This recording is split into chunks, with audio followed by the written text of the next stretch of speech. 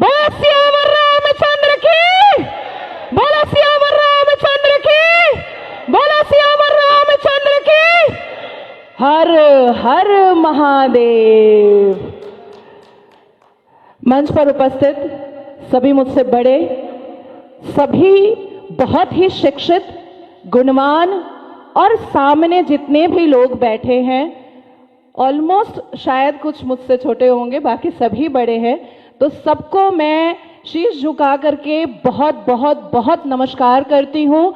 सबका पैर छू करके मैं आशीर्वाद की तलबगार हूँ कि मुझे अपनी आशीर्वाद में रखे, क्योंकि सिर्फ सनातन धर्म के लोग ही हैं जहां बेटियां सुरक्षित हैं, नहीं तो बस क्या ही बोला जाए।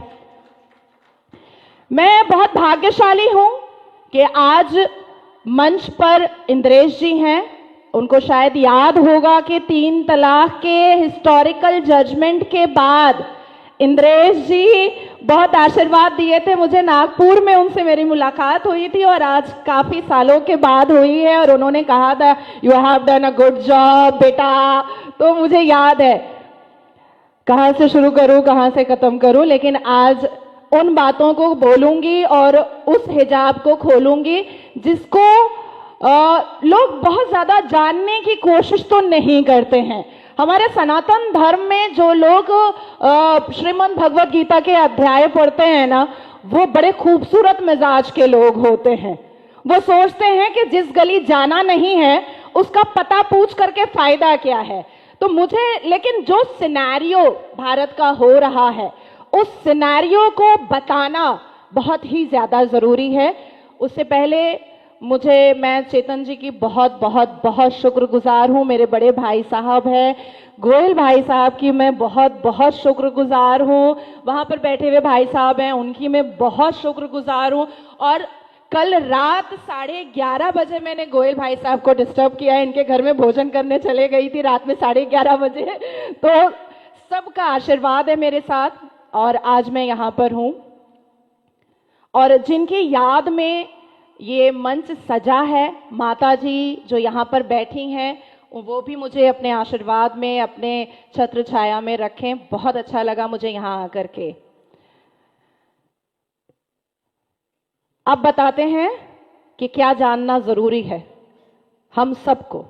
कुछ बिंदुओं पर बात करूंगी। हमारे देश ने थूक जिहाद देखा, हमारे देश ने मूत जिहाद देखा, हमारे देश ने लव जिहाद देखा, हमारे देश ने लैंड जिहाद देखा, हमारे देश ने रेप करो जिहाद देखा, हमारे देश ने प्रसादम जिहाद भी देख लिया, हमारे देश ने हिंदुओं को गाली दो जिहाद भी देख लिया, हमारे देश ने हिंदुओं के भगवान और प्रतिमा को तोड़ो जिहाद भी देख लिया, हमारे देश ने मंदिरों को लूटो जिहाद भी देख लिया। अब पश्चिम बंगाल में हो रहा है गंगा सागर मेला जिहाद, और अब तैयारी चल रही है कुंभ मेला जिहाद करने की।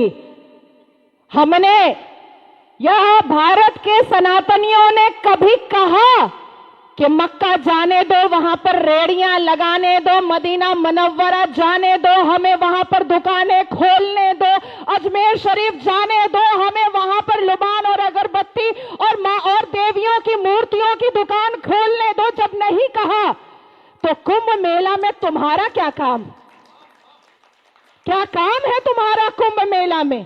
कौन सा खुफिया राज है कि जहां जहां खुदा वहीं वहीं मंदिर मिला, जहां जहां खोदा वहीं वहीं मंदिर मिला। मैं कल संभल गई थी, बड़ी आलोचना हुई, बड़ा सब कुछ हुआ, लेकिन मेरा दिमाग उन गलियों में था और उन घरों पे था जहां पर बड़ा बड़ा बोर्ड लगा था, ला इलाहा इल्लल्लाह मुहम्मदुर रसूलुल्लाह अशहदु अल्ला इलाहा इल्लल्लाह व अशहदु अन्ना मुहम्मदन अब्दुहु व रसूलुहु। ये पहचान दे रहे थे संभल वाले मुसलमान कि देखो हम ज्यादा हैं, देखो तुम यहां पर मंदिर बनाने की सोच रहे हो पर मेजॉरिटी मेरी ज्यादा है। जहां जहां पर मेरी निकाह जा रही थी वहां वहां पर देखा मैंने कि दरवाजे पे लिखा हुआ है हाज़ल मिन फज़्ल रब्बी। क्यों लिखते हैं ये? क्यों पता है? अपनी मेजॉरिटी दिखाने के लिए, अपनी ताकत दिखाने के लिए। हर रोज सुबह से लेकर के रात तक में अजान सुनते हैं आप।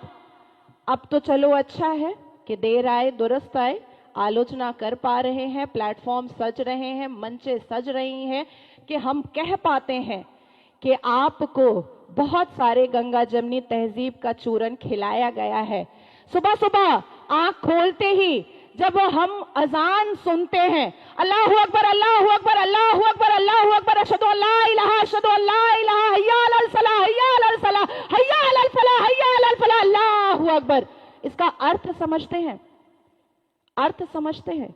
इसका अर्थ है आपका भगवान हो ही नहीं सकता है, अल्लाह सबसे बड़ा है, वही पाक और बेऐब है, उसके अलावा कोई माबूद ही नहीं है।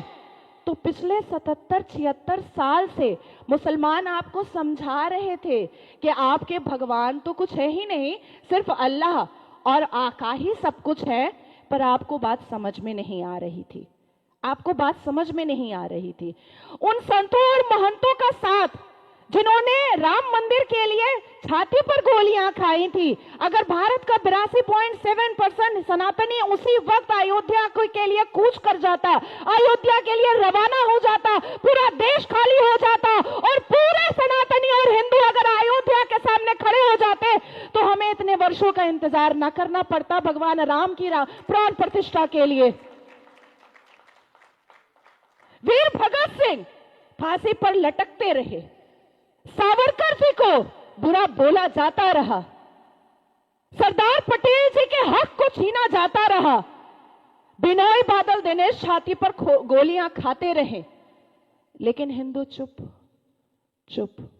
ठीक है, वो तो भगत सिंह है, मैं थोड़े ही हूं। ठीक है, वो तो सावरकर जी हैं, मैं थोड़े ही हूं। ठीक है, वो तो सरदार पटेल जी हैं, मैं थोड़े ही हूं। ठीक है, वो तो अटल जी हैं, मैं थोड़े ही हूं। पड़ोस में लव जिहाद होता है, पड़ोस की बेटी, वो एक हिंदू बेटी फ्रिज में पाई जाती है, गली कूचे में छोटी छोटी बच्चियों का रेप करता है ये शांतिपूर्ण समुदाय वाला। 4th फ्लोर वाले बोलते हैं ना बाबा मेरे साथ तो नहीं हुआ ना, मैं क्यों बीच में पड़ूं। पर शुक्र है, भगवान राम की कृपा है कि अब जितने दौरे मैं करती हूं और जितने लोगों से मैं मिलती हूं, मुझे पता चलता है कि हिंदू जाग रहा है, हिंदू जाग रहा है और कह रहा है कि अब आर या पार की लड़ाई होगी और अब सहा नहीं जाएगा, ईंट का जवाब पत्थर से दिया जाएगा। मैं पूछना चाहती हूं कि इस्लाम तो हमने रसूल का पैगाम देता है और हमेशा एक टैगलाइन दिया गया, शांतिपूर्ण समुदाय। हम लिखते हैं ना अंग्रेजी में भी, पीसफुल कम्युनिटी। मीना कुमारी जी का एक गाना था, तेरी महफिल में दिल लगाकर हम भी देखेंगे। तो मुसलमानों की महफिल में दिल लगाकर नाजिया इलाही खान ने भी देखा और जब देखा तो पाया कि हलाला ससुर के साथ बहू बिस्तर पर, आई एम सॉरी टू से, लेकिन मैं रॉ वर्ड ही यूज करती हूं। ससुर कर रहे हैं बहू का हलाला।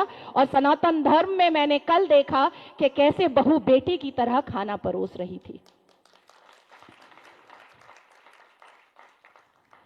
मुसलमानों की महफिल में दिल लगाकर मैंने भी देखा तो पाया पॉलीगेमी, एक मर्द और 4 सेक्स टॉय, और अनुमति तो 11 की कि 11 महिलाओं को एक बिस्तर पर लेकर के आराम से अपने सेक्सुअल डिजायर्स को पूरा करो। ना पिता कुछ बोलेगा, ना मां कुछ बोलेगी, ना परिवार कुछ बोलेगा और ना ही इस्लाम के मानने वाले, इस्लाम के ठेकेदार कुछ बोलेंगे।